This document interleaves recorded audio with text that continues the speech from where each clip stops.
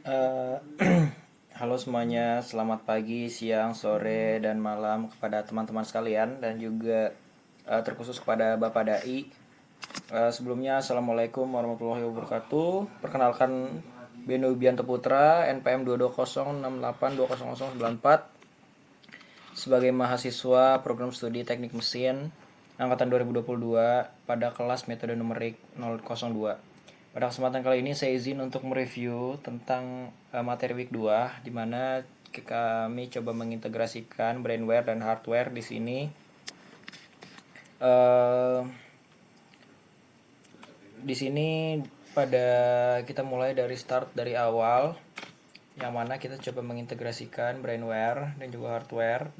Dimulai dari di start dari 101 atau definisinya. Di mana brainware sendiri itu juga adalah mengacu pada kemampuan intelektual dan keterampilan manusia yang diperlukan untuk menggunakan dan mengelola sistem komputer, perangkat lunak, dan teknologi secara efektif. Dan di sini juga it emphasize the importance of human resources in the technological ecosystem. Atau di sini menitik beratkan pentingnya sumber daya manusia dalam ekosistem teknologi.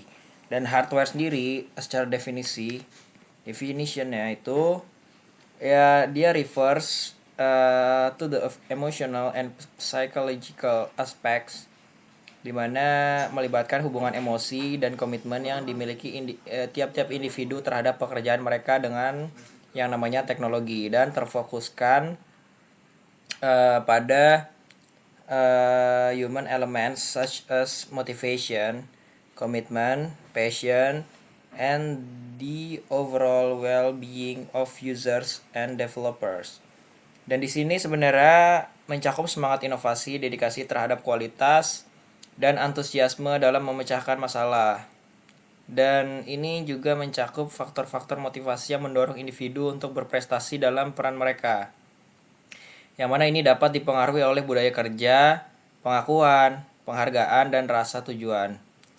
Dan sebenarnya kalau dari pengalaman pengguna sendiri, dari perspektif pengguna akhir, hardware ini mencakup kepuasan keseluruhan dan tingkat kenyamanan dalam menggunakan teknologi, yang mana dapat dipengaruhi oleh kemudahan penggunaan sistem, kemudian juga dukungan, terus juga dampak emosional teknologi terhadap kehidupan sehari-hari pengguna. Uh, Mungkin kita breakdown lagi di sini. Kita bagi 4 aspek dari brainware dan juga hardware sendiri. Dimana yang pertama sebenarnya dari brainware sendiri itu mengacu kepada aspek pertama, yaitu skills and knowledge, keterampilan dan pengetahuan. Brainware ini sendiri itu mencakup keterampilan teknis, juga keahlian dan pengetahuan individu yang menggunakan, mengembangkan, ataupun juga mengelola teknologi. Ini mencakup programmer, spesialis IT, terus juga administrator sistem, dan pengguna akhir yang memiliki kompetensi untuk mengoperasikan dan memanfaatkan teknologi secara efektif dan efisien. Dan yang kedua, aspek yang kedua adalah training and education atau pelatihan dan pendidikan. Yang mana kita tahu investasi dalam brainware itu melibatkan penyediaan pendidikan, pelatihan, dan peluang pembelajaran berkelanjutan. Untuk apa? Untuk meningkatkan kemampuan teknis dan analitis dari tiap-tiap individu.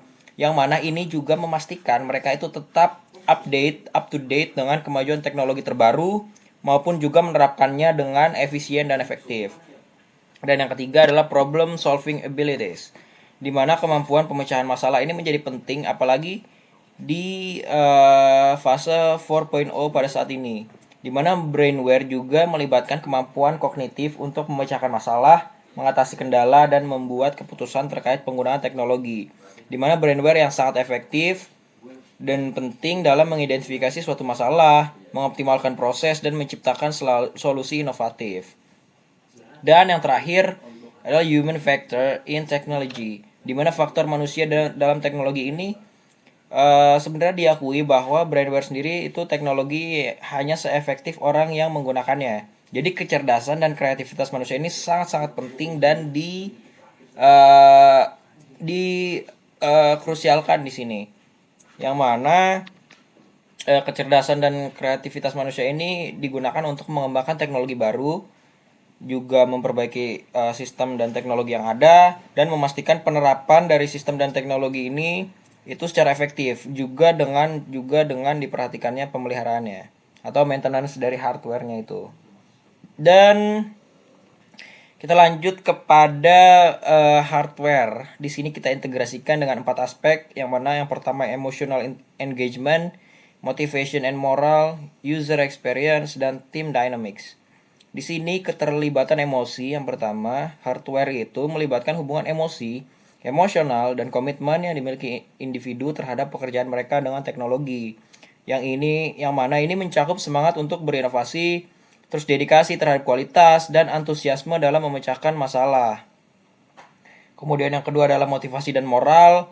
Ini itu mencakup faktor-faktor motivasi yang mendorong individu untuk terus berprestasi dalam peran mereka masing-masing. Kemudian juga yang selanjutnya adalah pengalaman pengguna atau user experience.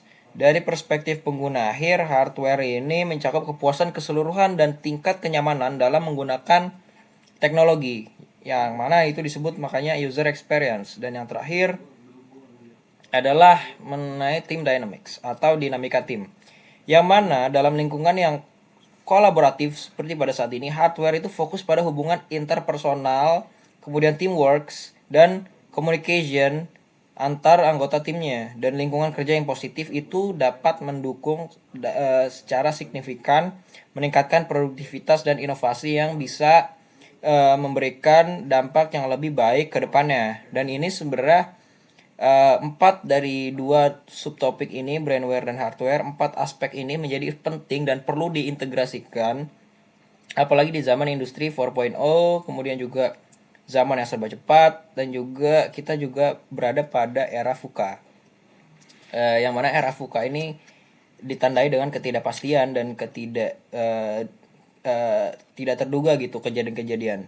Dan di sini kita perlu memitigasi semuanya, dan juga kita perlu mengintegrasikan semuanya menjadi satu hal yang menjadi penting.